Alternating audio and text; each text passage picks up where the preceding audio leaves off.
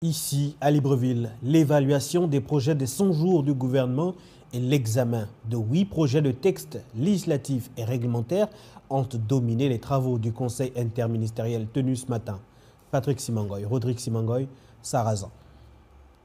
Depuis le 8 mai dernier, il y a 2 mois et 2 jours, le gouvernement de la République, dont la coordination a été confiée au vice-président du gouvernement, Alexandre Barrot-Chambrier, s'attelle à mettre en musique le projet présidentiel. Alors que l'on se rapproche inexorablement des 100 jours du gouvernement, Alexandre Barrot-Chambrier et son équipe ont fait ce matin une mise au point sur les projets des premiers 3 mois et la situation des financements. L'occasion a été donc donnée ici à chaque ministre d'édifier le gouvernement sur la mise en œuvre des mesures présidentielles prises en Conseil des ministres du 30 mai, des 4 et 21 juin 2025 dernier. Une évaluation sans complaisance des projets de 100 jours qui touchent à l'eau et l'électricité, la santé, l'économie bleue, l'agriculture, la vie chère, les infrastructures, l'éducation, la formation, la recherche scientifique, la communication et bien d'autres secteurs clés de l'économie. 8 projets de texte sont passés à l'examen, parmi lesquels ceux relatifs à la création, attribution, organisation et fonctionnement de l'Académie de protection de l'environnement et des ressources naturelles, aux modalités du bulletin de vote pour l'élection des députés et l'élection des membres des conseils départementaux et des conseils municipaux de l'année 2025, à la date limite et des modalités de dépôt des déclarations de candidature pour l'élection des futurs députés, présidents des assemblées départementales et maires des communes. Le 6e conseil interministériel de ce jour a enregistré 17 communications, dont celle relative aux avancées sur le dossier Post-SA, à l'organisation de l'atelier stratégique sur les obligations bleues, au projet de renforcement des capacités des agents du ministère des Affaires sociales et de l'inclusion prévu se tenir du 15 au 17 juillet en cours, à l'organisation du salon de l'administration publique et à la présentation du projet de construction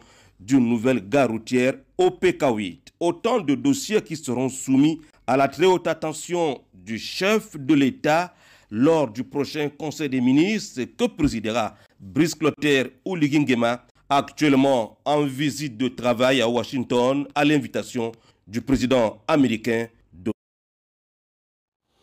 Le vice-président du gouvernement, Alexandre Barrot-Chambrier, a présidé ce matin une séance de travail avec les responsables de Nature Conservancy en présence des ministres de l'économie, des finances, des eaux et forêts et de la mer. Il s'est agi d'évaluer la mise en œuvre du projet relatif au partenariat sur le financement de la performance. Frédéric Yendamokula, Francis Ifunda, Peter Mofumbi, Alain Sergeyene.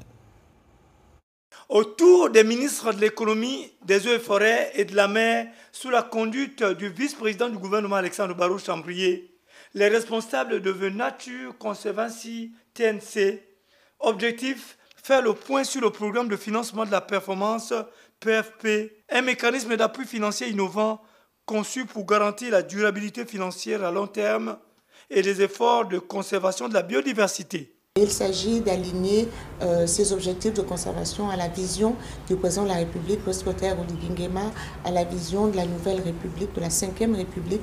Il y a déjà des projets qui ont commencé, comme le Blue Bond, qui est à la charge du ministère de la Mer. Il y a CAFI, mais tout ça va être scellé dans le PFP qui devra être signé d'ici la fin de l'année. Donc il s'agit vraiment de s'ajuster et s'assurer que ce projet correspond bien aux objectifs stratégiques définis par le chef de l'État et que tous les projets réalisés vont aller dans le sens de l'amélioration des conditions de vie des populations tout en préservant nos ressources pour les générations futures. Des avancées ont été enregistrées depuis 2022, évidemment en matière de protection des écosystèmes marins et aquatique. Le Gabon est pionnier, on le sait, est leader dans la préservation de ses ressources au niveau de l'Afrique et même dans le monde, parce qu'aujourd'hui, il y a très peu de pays qui ont atteint les taux de préservation du Gabon. Actuellement, le Gabon a réussi à préserver 26% de sa zone économique exclusive au niveau de la mer, et donc il ne nous reste que 4% à atteindre.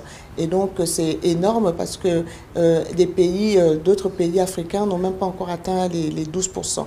Mais nous voulons que toute cette préservation bénéficie à la population, bénéficie aux communautés locales. Et c'est le sens de ce projet PFP. Le programme de financement de la performance PFP mobilisera 285 millions de dollars sur une décennie au profit des communautés locales et des aires protégées. Un comité de pilotage sera mis en place et les travaux de la dite réflexion seront soumis au chef de l'État, chef du gouvernement, Brice Clotaire Oligui Nguema, avant signature de l'accord.